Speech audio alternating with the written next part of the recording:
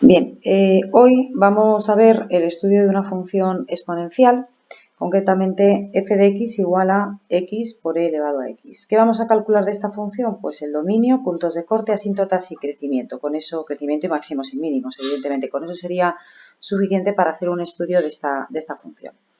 Vale, lo primero que vamos a ver o darnos cuenta es que es una variable x, tiene parte de una función lineal y parte de exponencial. Esta es la parte exponencial, por tanto, esto contabilizaría como un monomio de grado 1, parte exponencial, así que el dominio de esta función no hay nada que calcular porque son todos los números reales. Bien, a continuación pasaríamos a los puntos de corte. Recordamos que una función puede cortar con el eje x o abscisas cuando una función corta con el eje x y es igual a 0, y entonces me quedaría que tenemos que igualar toda nuestra función a 0.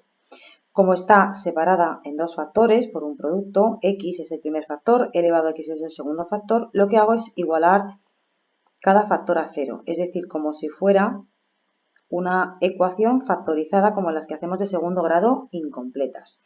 La primera solución que nos queda es x igual a 0, luego ya tenemos un punto de corte, y la segunda ecuación que nos queda es e elevado a x igual a 0. Para resolver esta pequeña ecuación exponencial hay que tomar logaritmos a ambos lados de la igualdad.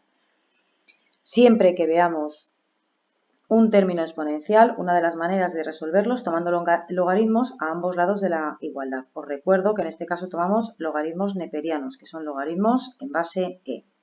Y nos tenemos que dar cuenta que el neperiano o el logaritmo de 0 no existe. Por tanto, en principio, solo tenemos este punto de corte que coincide con el origen de coordenadas, por tanto, se nos va a repetir ahora en el eje y es el que marcamos, como siempre, en el eje de coordenadas. Pasamos a calcular el eje y, eso significa que x será igual a 0, por lo tanto, en la fórmula de nuestra ecuación sustituimos la x por 0 y nos queda 0 por e elevado a 0. Bueno, aunque e elevado a 0, cualquier número elevado a 0 es 1, pues 0 por 1 sigue siendo 0.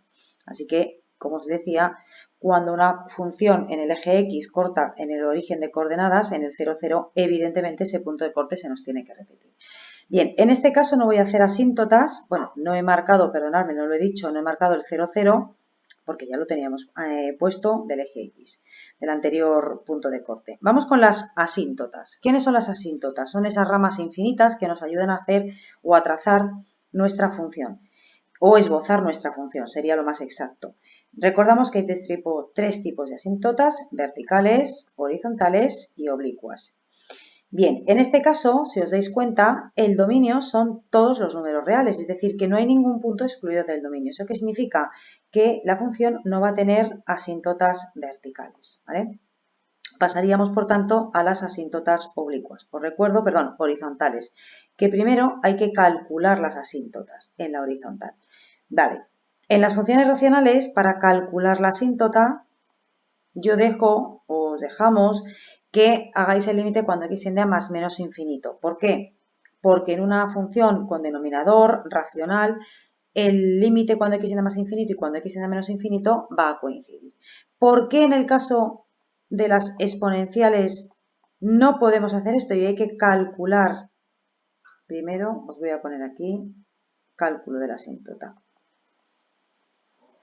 ¿Por qué hay que calcularlo por separado? Pues muy sencillo, porque en este caso lo vamos a ver ahora mismo. Fijaros de qué manera tan distinta se va a comportar la función hasta el punto de tener o no tener asíntota en determinadas partes, ahora lo vamos a ir viendo, del eje, en función de si estudiamos el valor de x cuando tiende a más infinito y cuando tiende a menos infinito. Mirad lo que pasa en el límite cuando x tiende a más infinito. Sustituiría la x por más infinito y me quedaría esta expresión. Bien, más infinito por e elevado a más infinito. Elevado a más infinito es un número enorme, con lo cual por otro número muy grande, este producto tendería a algo muy, muy grande, que en matemáticas ya sabéis que de la manera de indicar que algo es muy, muy, muy grande, solo tenemos el símbolo del más infinito. Por el contrario, si yo sustituyo la x por menos infinito, en el otro límite me quedaría esta expresión, ¿vale? Aplicando en e elevado a menos infinito, aplicando la inversa, nos quedaría menos infinito por 1 partido por e elevado a más infinito, o lo que es lo mismo, menos infinito por e elevado a más infinito. Este infinito, aunque es muy grande, es todavía mucho más pequeño que esto. ¿Por qué? Porque una exponencial elevada a un más infinito es bestialmente grande. Es decir, como el numerador es menor que el denominador, ese cociente tiende o se aproxima a 0. Conclusión, pues que acabamos de averiguar que nuestra función tiene asíntota horizontal, pero cuidado, solo en la parte negativa del eje X. Así que cuando vayamos a pintar nuestra función en el origen o en el eje de coordenadas, perdonad, lo que voy a hacer es, para que lo veáis bien, voy a remarcar solo asíntota horizontal en la parte negativa del eje X. Esto es lo más característico.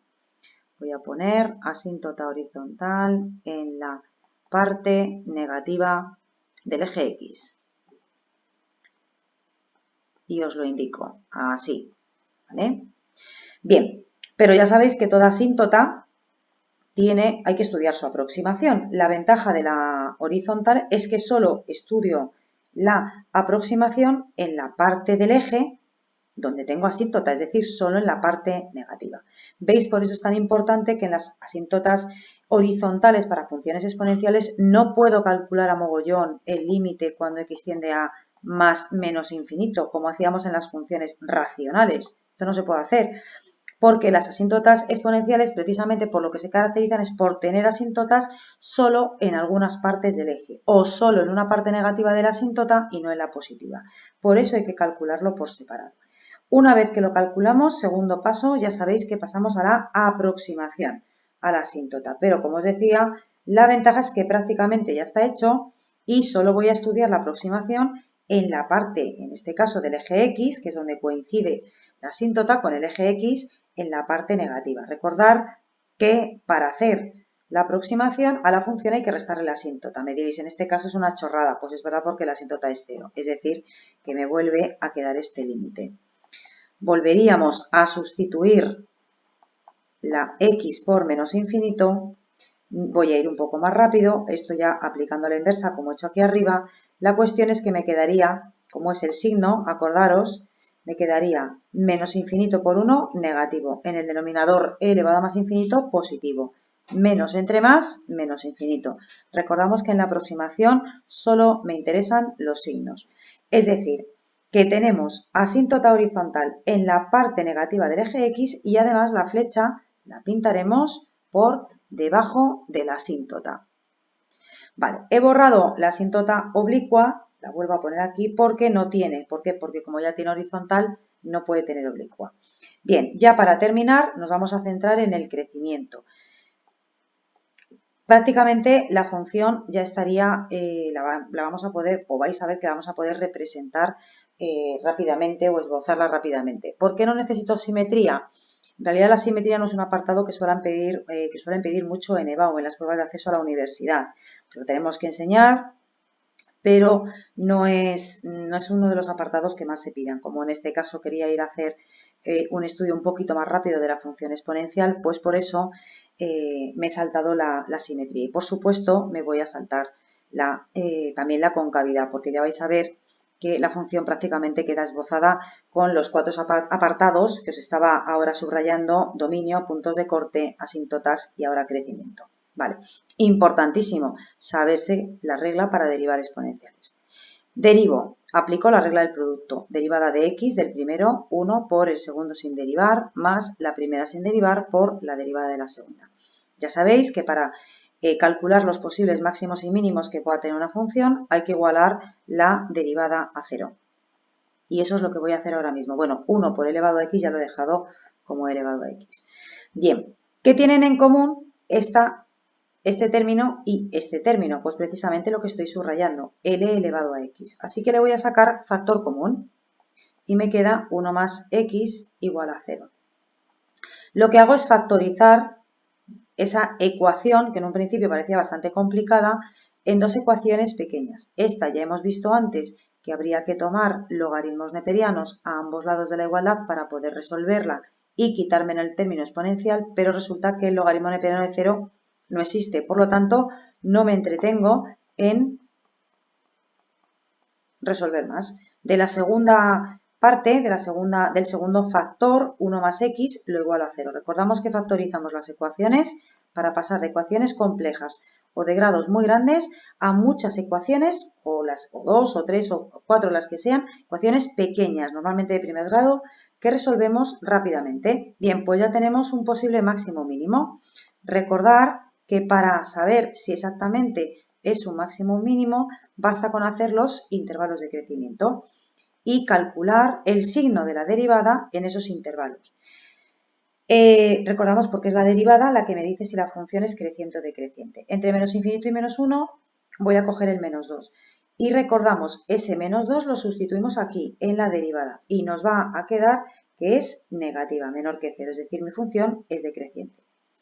Por el contrario, si cojo un valor entre menos 1 e infinito y no me voy a complicar la vida, yo ya sabéis que siempre solo si puedo coger el 0, sustituyo en la derivada, aquí, la x por 0, o aquí da lo mismo, perdón, mejor aquí arriba, y me queda que sería mayor que 0. Es decir, si mi función decrece y luego crece es porque tengo un mínimo